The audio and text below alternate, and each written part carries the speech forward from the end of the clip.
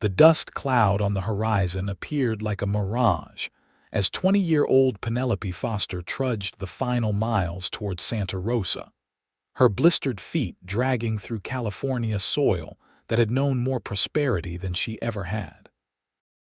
The year was 1872, and the West had been wild long enough that towns like Santa Rosa were starting to show signs of civilization amid the lawlessness that still plagued the territories.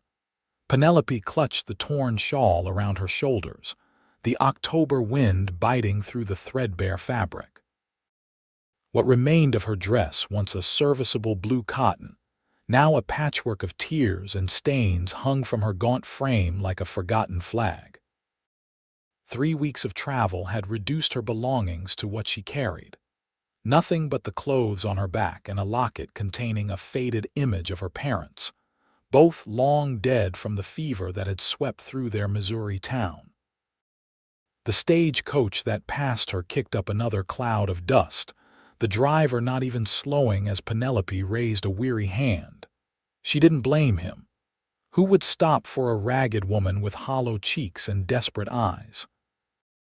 The last of her money had been stolen 2 towns back by a smooth-talking salesman who'd promised her passage to California in exchange for her last silver dollar. The sun was beginning its descent toward the coastal mountains when Penelope spotted the wooden sign. Santa Rosa 1 mile. Her parched lips cracked as she attempted a smile. Just a mile more. 1 mile between absolute destitution and the possibility of work, of food, of a future. By the time Penelope reached the outskirts of town, the shadows had lengthened across the main street. Santa Rosa wasn't as grand as she'd imagined from the stories told by travelers passing through Missouri. But it had buildings made of proper wood, instead of the mud and thatch she'd seen in some settlements. There was a general store, a blacksmith's forge belching smoke, a 2-story hotel, and most promising a restaurant with the warm glow of lamps visible through its windows. The smell of cooking food made her stomach growl painfully. It had been 2 days since she'd eaten anything more than a few wild berries found along the road. Penelope stood across the street from the restaurant, swaying slightly, aware that her appearance would likely earn her nothing but suspicious glances and perhaps an order to move along. As darkness fell, she moved toward an alley between the general store and a small livery stable. Perhaps she could find a place to sleep where no one would disturb her. Tomorrow, when she wasn't so exhausted and filthy, she would present herself somewhere and beg for work. "You shouldn't be back here, miss." The voice startled her so badly that Penelope nearly fell over. She whirled around to see a tall figure silhouetted against the dim light from the street. A man, his face shadowed by the brim of his hat, stood blocking her path back to the street. "I'm sorry," she whispered, her voice rough from thirst. "I'll go." "Wait." The man moved closer, and Penelope tensed, ready to run despite her fatigue. She'd learned the hard way that men in strange towns couldn't always be trusted. But instead of reaching for her, he tilted his head, studying her in the dim light. "You look like you've come a long way." "I have," she admitted, straightening her spine despite the exhaustion weighing her down. "From Missouri." He let out a low whistle. That's quite a journey for a young woman alone. When he stepped fully into a slant of moonlight, Penelope could finally see his face. He was younger than she expected, perhaps 25, with a strong jaw darkened by stubble and eyes that caught the light in a way that made them appear almost silver. He wasn't dressed like the gamblers or businessmen she'd encountered in other towns. His clothes were practical, a worn leather vest over a simple shirt, durable trousers tucked into scuffed boots, and a gun belt that appeared to be a necessary tool rather than a statement. "I'm Isaac Jamison," he said, removing his hat to reveal dark hair that curled slightly at his temples. "I run the livery and do some ranching outside town." "Penelope Foster," she replied automatically, then swayed as a wave of dizziness hit her. Isaac moved quickly, catching her elbow before she could collapse. "When's the last time you ate something proper, Miss Foster?" The kindness in his voice nearly undid her. After weeks of suspicious glances and cold shoulders, it was almost too much to bear. "I'm fine," she lied, pulling away from his steadying hand. "I just need to rest." "You need food and a safe place to sleep," he corrected, stepping back to give her space but looking no less determined. "Mrs. Sullivan at the boarding house might have a room, and I know the restaurant's still serving supper." "I don't have any money," Penelope admitted, shame burning in her cheeks despite the chill in the air. Isaac studied her for a long moment. "What do you have?" The question caught her off guard. She looked down at her ragged dress, the worn boots with holes in the soles, and the shawl that was more memory than fabric at this point. "Nothing," she whispered, and for the first time since leaving Missouri, tears threatened. "I arrived with nothing." Instead of pity or dismissal, a small smile curved Isaac's mouth. "You brought yourself," he said simply, "and that's everything you need. The rest we can figure out." The words were so unexpected that Penelope could only stare at him. In her experience, people wanted something in exchange for help money she didn't have, or compromises she wasn't willing to make. "I don't understand," she finally said. "Santa Rosa needs people willing to work hard and build something here," Isaac explained, settling his hat back on his head. "From the looks of it, you've already proven you're not afraid of hardship. Now come on, let's get some food in you before you fall over." He turned and started walking toward the restaurant, clearly expecting her to follow. Penelope hesitated only a moment before hurrying after him, her heart pounding with equal parts hope and suspicion. The restaurant was small but clean, with about 10 tables and a bar along one wall. At this hour, only a few tables were occupied, a couple of men playing cards in the corner, an older gentleman reading a newspaper, and a woman in a respectable dress whom Penelope guessed was the owner based on how she surveyed the room. Every eye turned to them as they entered, and Penelope fought the urge to shrink back. She was acutely aware of her appearance, the dirt on her face, the state of her clothes, the tangled mass of her once auburn hair. "Evening, Laura," Isaac greeted the woman, who was already moving toward them with a concerned expression. "This is Miss Foster. She's just arrived in town and needs a good meal." Laura, a woman perhaps in her 40s with streaks of gray in her dark hair, assessed Penelope with sharp eyes that softened as they took in her condition. "Of course. Come sit down, dear." Isaac guided Penelope to a table near the back, far enough from the other patrons to give her some privacy. "2 suppers, please," he told Laura, "and some coffee." "I'll bring some water first," Laura said, her eyes still on Penelope. "You look parched, child." When she had gone, Penelope turned to Isaac, her voice low. "I can't repay you for this." "I'm not asking you to," he replied, removing his hat and setting it on the chair beside him. "Consider it a welcome to Santa Rosa. People don't just help strangers without expecting something in return," Penelope insisted, years of hard lessons making her wary. Isaac's expression grew more serious. "Some do. My father taught me that a man's character is measured by how he treats those who can do nothing for him." He paused as Laura returned with 2 glasses of water. "Besides, you're not going to be a stranger for long. Santa Rosa's not that big." Penelope drank the water slowly, though she wanted to gulp it down. The cool liquid soothed her throat, and for the first time in days, she felt something like hope stirring in her chest. "Where are you planning to stay?" Isaac asked after she'd had a few moments to collect herself. "I don't know," Penelope admitted. "I came here because I heard there were opportunities in California. I can cook and clean and sew. I worked as a seamstress back home, and I helped my father with his store before he passed. Isaac nodded. There's always work for someone willing to do it. Laura might know of something. She keeps track of most happenings in town. When Laura returned with plates heaped with roast beef, potatoes, and greens, Penelope's stomach clenched with hunger.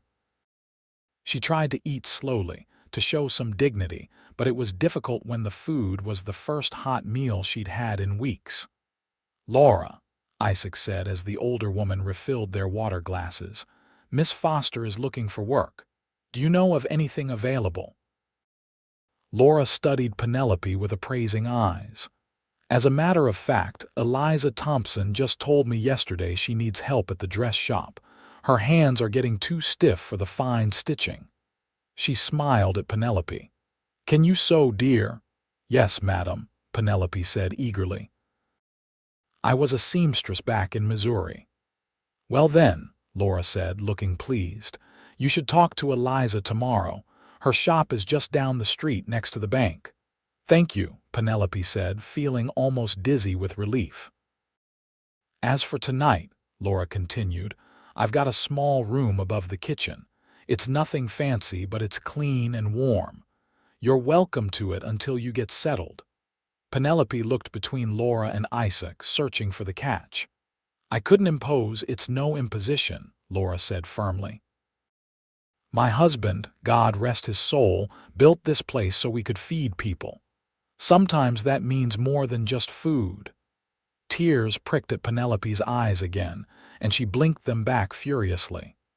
"Thank you," she said again, the words wholly inadequate for the gratitude she felt. After they finished eating, Isaac stood to leave. "I should get back to check on a new mare that arrived yesterday," he said, placing his hat back on his head. "Miss Foster, it was a pleasure meeting you. I hope Santa Rosa proves to be everything you were looking for." "Mr. Jamison," Penelope said, rising as well, "I don't know how to thank you for your kindness." Something warm flickered in his eyes. "No thanks necessary, but I'll be by tomorrow to see how you're settling in, if that's all right." After he left, Laura showed Penelope to the small room above the kitchen.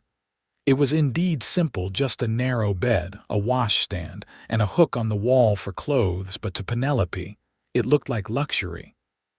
"There's hot water on the stove if you want to wash," Laura said. "And I'll find you something clean to wear. Those clothes look about ready to give up." "Why are you helping me?" Penelope couldn't help asking. Laura's smile was tinged with something like memory. "Because 25 years ago, I arrived in California with nothing but the clothes on my back and a baby in my arms. Someone helped me then. I'm just passing it along." That night, clean for the first time in weeks and wearing a nightgown Laura had provided, Penelope lay in the small bed and stared at the ceiling. The sounds of the restaurant below had quieted, and the town outside was settling into nighttime silence. She thought of Isaac Jamison and his unexpected kindness, of Laura and her generosity, of the possibility of work tomorrow. She had arrived with nothing, but perhaps that was about to change. The morning brought sunshine streaming through the small window of Penelope's room, and the smell of coffee and baking bread from the kitchen below. For a disorienting moment, she couldn't remember where she was. Then the events of the previous evening rushed back, and she sat up, pushing tangled hair from her face. A knock at the door startled her. "Miss Foster, I've brought you some things," Laura called. When Penelope opened the door, Laura stood there with a bundle of fabric in her arms and a basin of steaming water. "Good morning, dear. I thought you might want to freshen up before going to see Mrs. Thompson, and I found some clothes that might fit you. They belonged to my daughter before she married and moved to Sacramento." "You're too kind," Penelope said, taking the offered items. "I promise I'll repay you as soon as I'm able." "Nonsense," Laura said briskly. "Consider it a loan if it makes you feel better. Come down for breakfast when you're ready." "Alone again," Penelope washed carefully with the hot water and soap Laura had provided. The clothes, a simple brown skirt and cream-colored shirtwaist, were a bit loose on her frame, which had grown thin during her journey, but they were clean and whole, which was more than she could say for her own garments. After dressing, she tried to tame her hair with her fingers.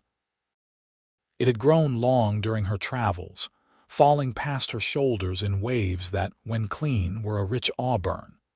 Today, despite her best efforts, it remained a bit wild, so she braided it simply and pinned it at the nape of her neck. Looking in the small mirror above the washstand, Penelope barely recognized herself. The girl who had left Missouri had been pale with grief and fear. The woman who looked back at her now had skin burnished by weeks in the sun and eyes that held a determined gleam despite the shadows of exhaustion beneath them. Downstairs, the restaurant was already busy with the morning crowd. Laura spotted her immediately and waved her to a small table near the kitchen. "You look much better this morning," Laura said approvingly, setting a plate of eggs and biscuits before her. "Eat up. Mrs. Thompson opens her shop at 9 and it's nearly 8:30 now." As Penelope ate, she noticed several curious glances from other patrons. Santa Rosa wasn't so large that a new face went unnoticed, especially one that appeared overnight. She kept her eyes on her plate, not wanting to invite questions she wasn't prepared to answer. She was just finishing when the door opened and Isaac Jamison walked in. His eyes scanned the room, settling on her with a smile that made something flutter in her chest. "Good morning," he said, approaching her table. "I see Laura's taken good care of you." "She has," Penelope agreed. "I was just about to go speak with Mrs. Thompson about the sewing position." "I'm headed that direction myself," Isaac said. "I need to pick up some leather thread from the general store. I'll walk with you if you don't mind the company." Outside, Santa Rosa looked different in the morning light. What had seemed a small, quiet settlement the night before was now bustling with activity. Wagons rolled down the main street, shopkeepers swept their storefronts, and children darted between buildings on their way to school. "It's not San Francisco," Isaac said, noticing her taking it all in, "but Santa Rosa has grown quite a bit in the last few years. We've got nearly 1,000 people now." "It seems like a nice town," Penelope said, stepping carefully around a muddy patch in the road. "It is," Isaac agreed. "I've been here 5 years. Came out from Texas after the war ended. Needed a fresh start." Penelope glanced at him, wondering which side he'd fought for but not wanting to ask. The war had ended 7 years ago, but its divisions still ran deep in many places. "I understand wanting a fresh start," she said instead. "That's why I came west." Isaac looked like he wanted to ask more, but they had reached the dress shop. A painted sign above the door read "Thompson's Fashions," and through the window, Penelope could see bolts of fabric arranged neatly on shelves and a mannequin displaying a fashionable day dress. "This is where I leave you," Isaac said. "Good luck with Mrs. Thompson. She can be particular, but she's fair." "Thank you for everything, Mr. Jamison," Penelope said sincerely. "Isaac," he corrected with a smile. "Mr. Jamison was my father." "Isaac," she repeated, the name feeling comfortable on her tongue. "And I'm Penelope." "Penelope," he said, as though testing the sound of it. "I'll see you soon, Penelope Foster." With a tip of his hat, he continued down the street toward the general store, leaving Penelope to face her first challenge in her new town alone. The bell above the door jingled as Penelope entered the dress shop. The interior smelled pleasantly of fabric and beeswax, with a hint of lavender. A woman with silver-streaked hair pinned in a neat bun looked up from where she was measuring fabric at a cutting table. "Good morning," she said, her eyes taking in Penelope's appearance. "Can I help you?" "Good morning, madam," Penelope replied, trying to keep her voice steady. "Are you Mrs. Thompson? I'm Penelope Foster. Mrs. Laura at the restaurant mentioned you might be looking for a seamstress." Mrs. Thompson's face brightened with interest. "Yes, indeed. These old hands aren't what they used to be," she said, holding up fingers slightly bent with arthritis. "Do you have experience, Miss Foster?" "I do," Penelope said. "I worked as a seamstress in Missouri for 3 years, and before that, I helped my mother with her dressmaking." "I see. And what brings you to Santa Rosa?" Mrs. Thompson asked, setting aside her measuring tape. Penelope hesitated, unsure how much to reveal. "I lost my family," she said finally. "There wasn't much left for me in Missouri, so I came west looking for a new start." Something in Mrs. Thompson's expression softened.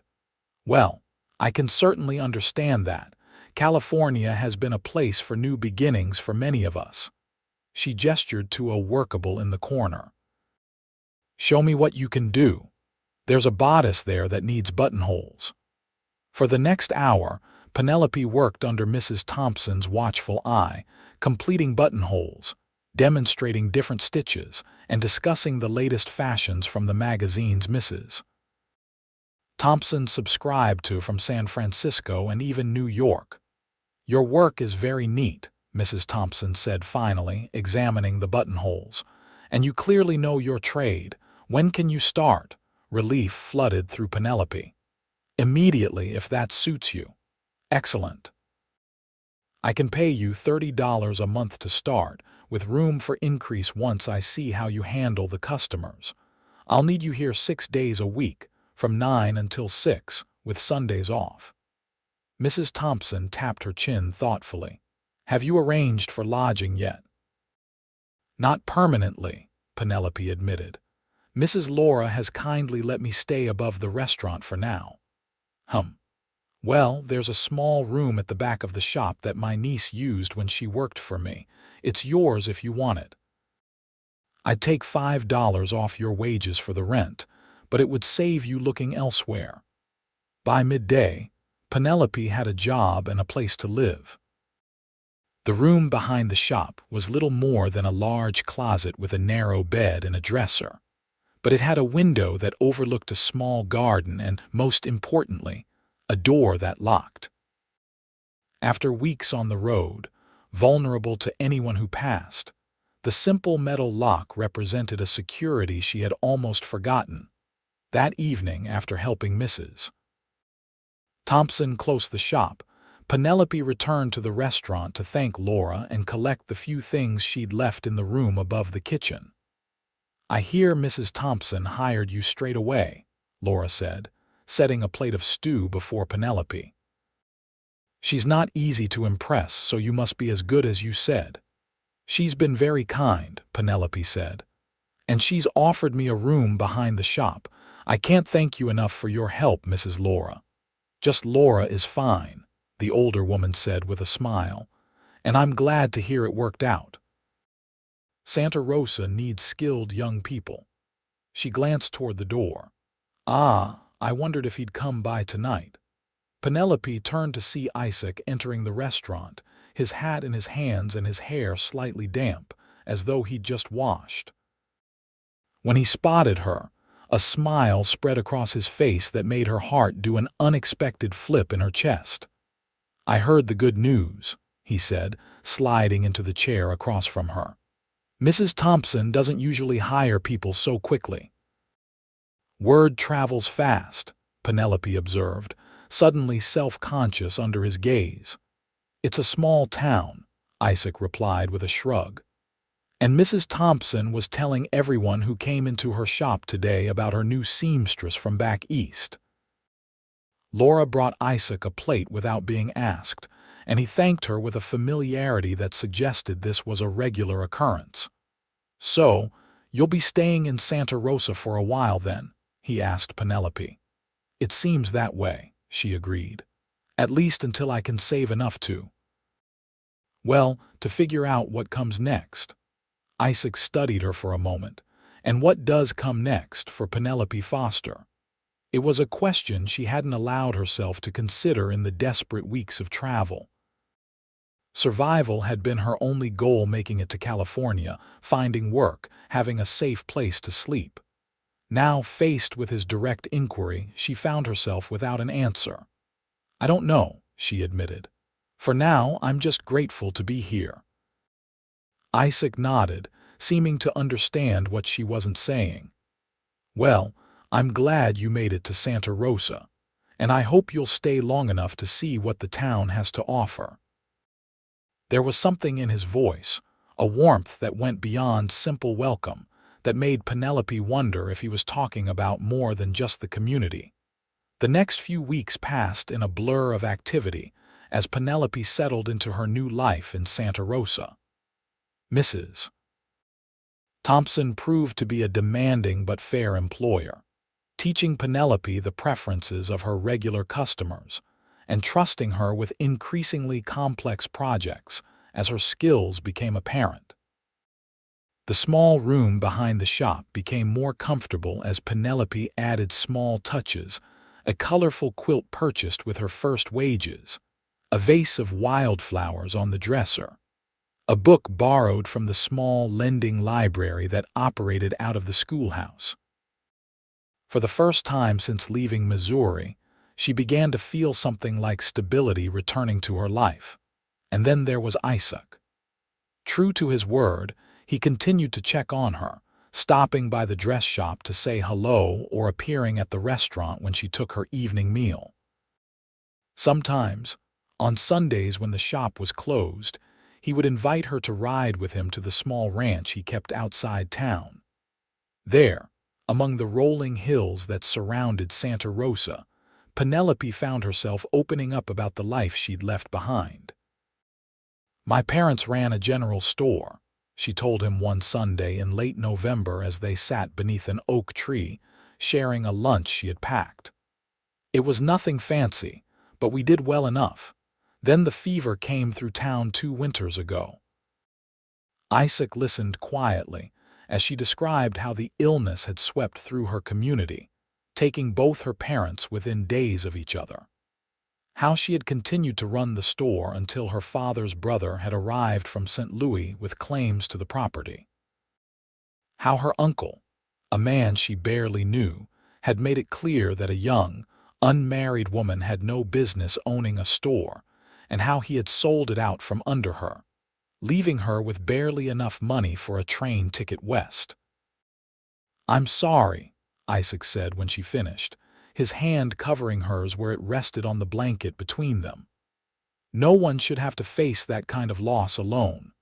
Penelope looked down at their hands, his tanned and calloused from work, hers paler but beginning to show the marks of her own trade. "I wasn't alone for long," she said softly. "I found my way here." Isaac's fingers tightened around hers. "I'm glad you did." As winter settled over Santa Rosa, bringing rain instead of snow to the valleys of California, Penelope found herself looking forward to these quiet moments with Isaac more than anything else. He never pressed her for more than she was ready to give, never made her feel that his kindness came with expectations.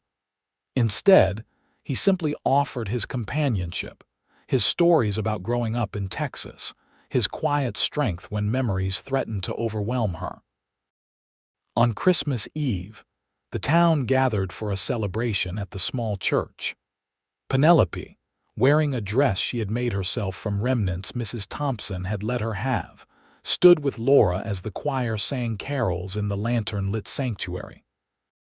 "You've brought some color back to your cheeks," Laura observed during a pause in the music. "Santa Rosa agrees with you." Penelope smiled, knowing it wasn't just the town that had restored her. "It does. And Isaac Jamison seems to agree with you as well," Laura added with a knowing look. "He's a good man, that one. Keeps to himself mostly, but he's always the first to help when someone's in need." Before Penelope could respond, the object of their conversation appeared beside them, looking uncharacteristically formal in a clean shirt and vest, his dark hair combed neatly back from his forehead. "Merry Christmas, ladies," he said, his eyes lingering on Penelope. "Merry Christmas, Isaac," Laura replied. "I was just telling Penelope how well she looks now that she's settled in."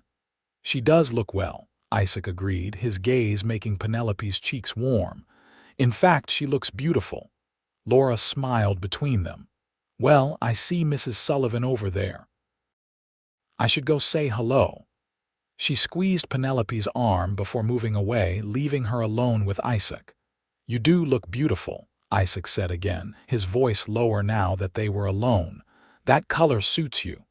Penelope smoothed the deep green fabric of her skirt, pleased by his notice. "Thank you. I made it from some remnants Mrs. Thompson gave me." "I have something for you," Isaac said, reaching into his pocket. "A Christmas gift." "Oh," Penelope said, surprised. I didn't get you anything." "You didn't need to," he assured her, pulling out a small package wrapped in brown paper. "This is just something I thought you might like." Inside the paper was a small wooden box, intricately carved with a pattern of leaves and flowers. When Penelope opened it, a soft melody began to play a music box. "Isaac," she breathed, running her fingers over the polished wood. "It's beautiful." "I remembered you saying how much you missed your mother's music box," he said, looking almost shy. "This isn't the same, of course, but—" "It's perfect," Penelope assured him, blinking back tears. She had mentioned her mother's music box only once, in passing, during one of their Sunday outings. The fact that he had taken the time to find something similar, touched her deeply. "I have something else to ask you," Isaac continued, his voice growing serious. "Would you do me the honor of accompanying me to the New Year's dance? The town holds one every year at the hotel." Penelope looked up at him, at the hopeful expression in his silver-gray eyes, and felt something shift inside her chest. "I would like that very much," she said. The dance was held in the dining room of the Santa Rosa Hotel, the tables pushed back against the walls to create a space in the center. Nearly everyone in town attended, from the oldest residents to young couples with babies in their arms. A small group of musicians played from the corner, and colored paper decorations hung from the ceiling. Penelope wore the same green dress she had made for Christmas, but she had added a bit of lace at the collar and wrists, giving it a festive touch. Mrs. Thompson had insisted on styling her hair, pinning it up in a fashionable arrangement that left a few curls framing her face. "You look like you stepped out of a fashion plate," Isaac said when he came to collect her from the dress shop, where she had prepared for the evening. Mrs. Thompson wouldn't let her new seamstress go to the dance looking anything less than perfect, Penelope replied with a smile. "She says it's good advertising." The night was magical in a way Penelope hadn't experienced since before her parents' deaths. Isaac proved to be a surprisingly good dancer, guiding her confidently through waltzes and reels.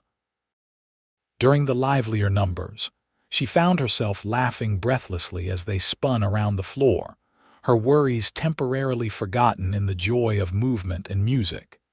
As midnight approached, the band slowed their tempo, and Isaac drew Penelope closer for a waltz. His hand was warm at her waist, and she could feel the steady beat of his heart as they moved together.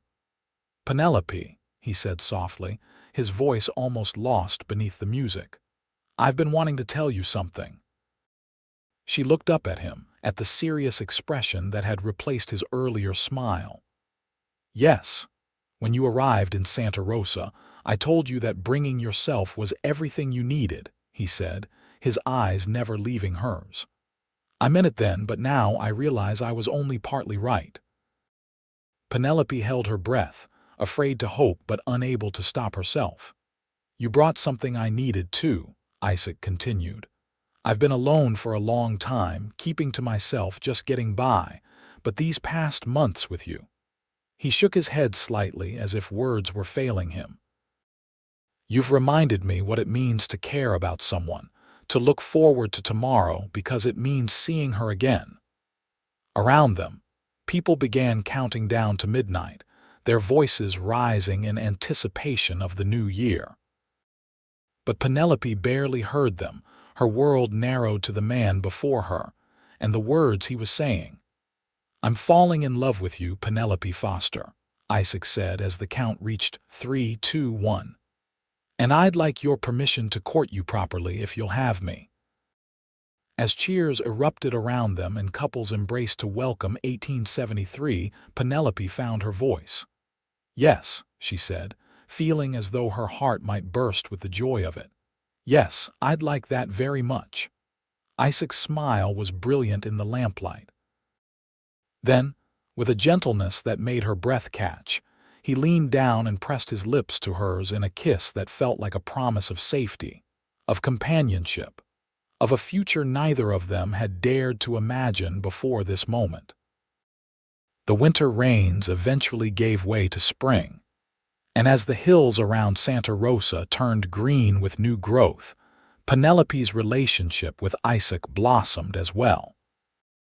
Their courtship was conducted with a propriety that satisfied even the most gossip-prone citizens of the town. But there was no hiding the affection that grew between them with each passing week. Isaac called at the dress shop every Saturday evening to escort Penelope to dinner at the restaurant, or occasionally, to a performance by traveling musicians at the hotel. On Sundays after church, they would ride to his ranch, where he was slowly building a larger house to replace the small cabin he had lived in since arriving in California. "It's not much yet," he admitted one April afternoon as they stood on the rise where the new structure was taking shape, just the foundation and frame erected so far. "But I've been saving for years to do it right." Penelope walked the perimeter, noting the generous proportions of the rooms, the large windows that would catch the western light. "It's going to be beautiful," she said sincerely. "How many bedrooms will it have?" 3, Isaac replied, watching her with a warmth that made her cheeks flush despite the cool breeze. "I was thinking ahead." The implication hung in the air between them, unspoken but clear. Penelope had known for some time that their courtship was leading toward marriage, but this was the first concrete acknowledgement of the future Isaac envisioned for them. "That's good planning," she said, her voice steady despite the flutter in her chest. "Children need space to grow." Isaac's smile was worth the boldness of her response. He crossed to where she stood and took her hands in his. "Penelope Foster, you continue to surprise me. In good ways, I hope," she said, looking up at him. "In the best ways," he assured her, bringing her hand to his lips. "I never expected to find someone like you in Santa Rosa."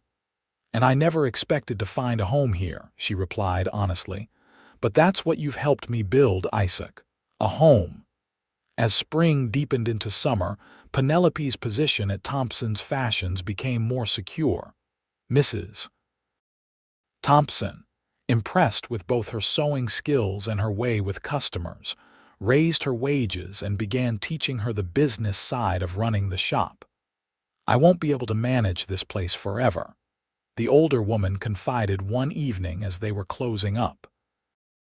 "My daughter wants me to move to Sacramento to be near her and the grandchildren. I've been holding off, but—" "You should be with your family," Penelope said, understanding all too well the importance of those connections. Mrs. Thompson nodded. "I've been thinking if you're planning to stay in Santa Rosa, perhaps we could work out an arrangement. You could take over the shop gradually, buying me out over time." The offer took Penelope's breath away. "Me? Own the shop? Why not? You've got the skill and the sense for business. And it would give you something of your own." Mrs. Thompson's knowing look suggested she was well aware of the direction Penelope's relationship with Isaac was taking. The idea of having her own business, of reclaiming the independence she had lost when her uncle took her parents' store, was both thrilling and intimidating. That evening, she shared Mrs. Thompson's proposal with Isaac as they walked along the creek that ran near the edge of town. "That's wonderful," he said, genuinely pleased for her. "You'd be excellent at it." "It's a big responsibility," Penelope said, still processing the possibility. "And I'd need to save more money to begin buying shares in the business." Isaac was quiet for a moment, his expression thoughtful. "I've been meaning to talk to you about something related to that, actually." They stopped walking, and Penelope turned to face him fully, curious about his suddenly serious tone. "What is it?" "I love you, Penelope," Isaac said simply. "I think you know that by now." "I love you too," she replied, the words coming easily after months of growing certainty. "The house is coming along well. The roof will be on by the end of the month, and the interior work can begin after that." He took a deep breath. "What I'm trying to say, not very elegantly, is that I'd like you to be my wife. To share that house and whatever life brings us." Even though she had known this moment was coming, the reality of it, standing here with this man who had become everything to her, hearing him ask for a future together, overwhelmed Penelope. For a moment, she couldn't speak. "If it's too soon," Isaac began, misinterpreting her silence, "or if you're worried about the shop opportunity—" "No," Penelope interrupted, finding her voice at last. "It's not too soon, and the shop, we can figure that out together." She reached for his hands, holding them tightly. "Yes, Isaac. I'll marry you." His smile broke like sunrise, and then he was pulling her into his arms, lifting her off her feet in an embrace that made her laugh with unexpected joy. "I don't have a ring yet," he admitted when he set her down. "I wanted to ask your permission first, to be sure." "I don't need a ring," Penelope assured him. "You were right that first night I brought myself, and that was everything I needed. Everything else we've built together." Isaac cradled her face in his hands, his expression more serious than she had ever seen it. "That night, when I saw you in that alley, so tired and still so determined, I knew there was something special about you. I didn't know then that you would change my life." "You changed mine first," Penelope reminded him. "You showed me kindness when I needed it most." "And you showed me what courage looks like," Isaac countered. "Coming all that way alone, starting over with nothing." Penelope shook her head. "Not nothing, I had hope, and then I had you."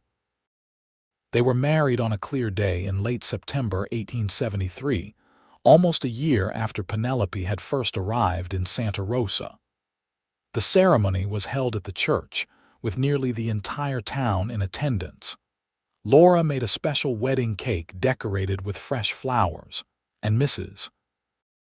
Thompson closed the shop for the day to help Penelope prepare. Her wedding dress was her own creation. Made from ivory satin Mrs. Thompson had ordered specially from San Francisco.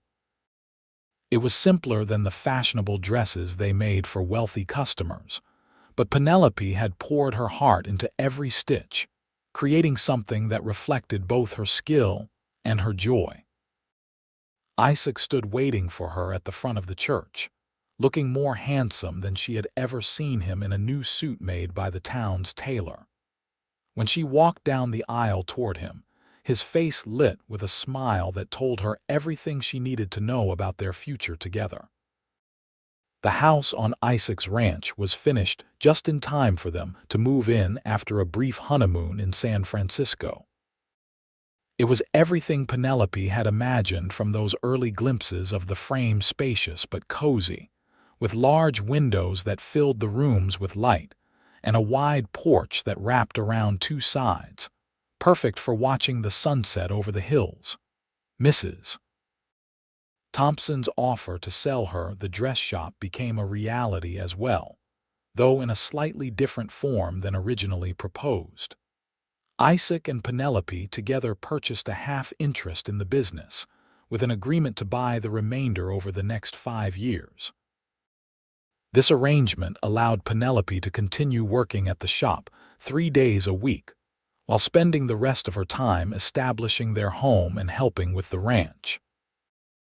Their first child, a son they named William James Jamison, arrived in the summer of 1874, bringing a new dimension of joy to their lives. He had Isaac's dark hair and Penelope's green eyes, and from his earliest days showed signs of having inherited his father's easygoing nature and his mother's determination. "He's perfect," Isaac whispered the night William was born, standing beside the bed where Penelope rested with their son in her arms. "Just like his mother." Penelope smiled tiredly up at him. "He's half you too, you know." "The better half, I hope," Isaac said, gently touching the baby's tiny hand. "Every part of him is perfect because he's ours," Penelope corrected. "Our family." Life settled into a rhythm that, while busy, brought Penelope a contentment she had once thought beyond her reach. The dress shop thrived under her part-time management, with Mrs. Thompson finally feeling free to spend more time with her daughter and grandchildren in Sacramento. Isaac's ranch expanded as he acquired more cattle and hired 2 young men to help with the work. And William grew from a baby to a toddler who delighted in exploring the world around him. In 1876, they welcomed a second child, a daughter they named Elizabeth Laura, after both their mothers. With her auburn hair and curious nature, she quickly became the apple of her father's eye, following him around the ranch as soon as she could walk and demanding to know the name and purpose of everything she saw. "She's going to run this place someday," Isaac predicted one evening as they sat on the porch watching 4-year-old William and 2-year-old Elizabeth chasing fireflies in the yard. "Just look at how she gives orders to her brother." Penelope laughed, leaning against her husband's shoulder. "She gets that from you, you know, that certainty about how things should be done." "Me," Isaac protested with mock indignation. "I think we both know which one of us is more stubborn." "Determined," Penelope corrected with a smile. "I prefer to call it determined." Isaac wrapped his arm around her shoulders, pressing a kiss to her temple. "Determined, then. It's one of the things I love most about you." As the children grew, so did the prosperity of the Jamison family. By 1880, they had fully purchased Thompson's Fashions, which Penelope renamed Foster and Jamison's to acknowledge both her maiden name and her marriage. The shop had expanded to include not just dressmaking, but also a selection of ready-made clothing and fabrics imported from as far away as Europe. The ranch, too, had flourished. Isaac's careful management and willingness to adopt new methods had made it one of the most successful in the area. They now employed 5 ranch hands year-round, and the house had been expanded to include a separate dining room and a proper study where Isaac kept the ranch accounts. Their family grew once more with the birth of their 3rd child, another son they named Thomas Isaac, in the spring of 1879. With 3 healthy children, a thriving business, and a ranch that provided well for their needs, Penelope sometimes marveled at how far she had come from that desperate night when she had arrived in Santa Rosa with nothing but her determination. "You ever think about how we met?" she asked Isaac one evening as they sat in the parlor, the children already asleep upstairs. "About what might have happened if you hadn't found me that night." Isaac looked up from the book he was reading, his face softened by the lamplight. At 35, he was even more handsome than when they'd met, the years adding character to his features rather than diminishing them. "I think about it more often than you might imagine," he admitted. "How close we came to missing each other entirely." Penelope set aside her sewing. "I was so afraid when I arrived here. I had nothing left, no money, no family, no real plan beyond finding work." "And yet you had everything that mattered," Isaac said, echoing the words he had spoken on that first night. "Courage, intelligence, skill, all the things that can't be taken away." "You saw that in me when I couldn't see it myself," Penelope said softly. "I saw a woman who had traveled half a continent alone rather than accept defeat," Isaac corrected. "How could I not admire that?" Penelope rose and crossed to where he sat, taking the book from his hands and settling onto his lap. At 30, she had grown into her confidence, no longer the frightened girl who had arrived in Santa Rosa 8 years before. "I think it was fate," she said, running her fingers through the hair at his temple, now showing the first strands of silver, "that you found me that night." "If it was fate," Isaac replied, his arms encircling her waist, "then I'm grateful for it every day. But I think it was something even more powerful." "What's that?" she asked. "Choice," he said simply. "I chose to speak to you instead of sending you on your way. You chose to trust me enough to accept help. We've been choosing each other ever since." Penelope considered this, finding truth in his words. Their life together had been built on a foundation of choices, large and small, each one leading them to this moment. "I choose you," she said, leaning down to brush her lips against his. "Today and every day." "And I choose you," Isaac replied, his voice deepening as he pulled her closer. "The best choice I ever made." In the years that followed, Santa Rosa continued to grow, evolving from a frontier town into a proper city with paved streets, electric lighting, and even a small college. The Jamison family grew and changed as well. William, their eldest, showed a natural aptitude for business and eventually took over management of the clothing store, allowing Penelope to focus on the design aspects she most enjoyed. Elizabeth, true to her father's prediction, became deeply involved in the ranch operations, proving to have a remarkable eye for horse breeding that expanded the family business in new directions. Thomas, their youngest, surprised them all by developing an interest in law, eventually leaving for San Francisco to study, before returning to establish a practice in Santa Rosa. Through it all, Penelope and Isaac remained the center of their family's universe, their partnership growing stronger with each passing year. They weathered challenges together, droughts that threatened the ranch, economic downturns that affected the store, the inevitable losses that come with time, and celebrated the joys. Weddings, grandchildren, moments of unexpected beauty in ordinary days. On the 30th anniversary of Penelope's arrival in Santa Rosa, now a woman of 50 with silver threading through her auburn hair, she and Isaac returned to the spot where they had first met. The alley between the general store and livery stable was still there, though both businesses had changed hands multiple times over the decades. "It looks smaller than I remember," Penelope observed as they stood at the entrance to the narrow passage, "and less intimidating." "You were exhausted and alone then," Isaac reminded her, his hand warm in hers. "Everything probably looked threatening." Penelope smiled up at her husband, at the face that had become as familiar to her as her own reflection. At 60, Isaac had lost none of his strength or vitality, though his dark hair was now more silver than black, and the lines around his eyes had deepened from years of squinting in the California sun. "Not everything," she corrected.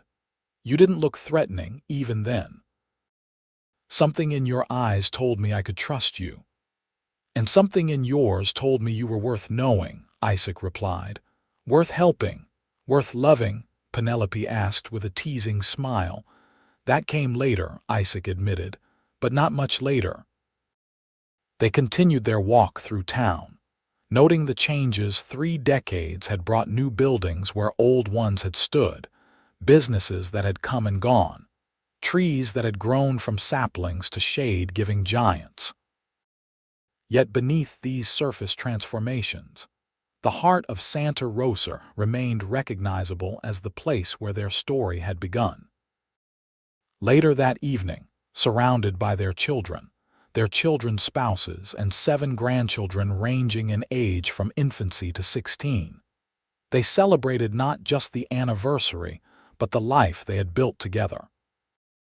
"A toast," William announced, raising his glass as the family gathered around the long dining table in the ranch house. "To my parents, who taught us all what it means to create something from nothing. To persistence," Elizabeth added, her eyes twinkling with inherited mischief. "And to the power of a clean dress and a hot meal to change the course of history." Thomas, ever the lawyer, concluded with, "To choices made and promises kept, and to the next 30 years of this remarkable partnership." As glasses clinked and congratulations echoed around the table, Penelope found Isaac's eyes across the room. In them, she saw reflected all they had shared: the struggles and triumphs, the sorrows and joys, the quiet moments and the celebrations like this one. "Thank you," she mouthed silently to him. Isaac's response was a smile that still, after all these years, made her heart skip a beat. It was a smile that said he understood what she was thanking him for, not just for the rescue on that fateful night, but for everything that had followed. For seeing value in a woman who had arrived with nothing. For building a life with her, step by careful step. For loving her through all the seasons of their shared journey. As the evening wound down and the younger generations departed for their own homes, Penelope and Isaac stood on the porch of the house they had built together, looking out at the land that had sustained them for 3 decades. "If you could go back," Isaac asked quietly, "to that first night in Santa Rosa, knowing everything that would follow, would you change anything?" Penelope considered the question, thinking of all they had experienced: the birth of their children, the growth of their businesses, the challenges they had faced and overcome together. She thought of the girl she had been, desperate and alone, and the woman she had become, surrounded by love and purpose. "Not a single moment," she said with certainty. "Every step, even the difficult ones, brought us here. And here is exactly where I want to be." Isaac pulled her close, his arm around her waist, as familiar and right as the air she breathed. "Here is where we belong," he agreed. "Together." As the stars emerged in the darkening sky above Santa Rosa, Penelope Foster Jamison rested her head on her husband's shoulder and gave thanks for the journey that had led her to this place, this man, this life. She had arrived with nothing but herself, and it had indeed been everything she needed to build a future more beautiful than she could have imagined.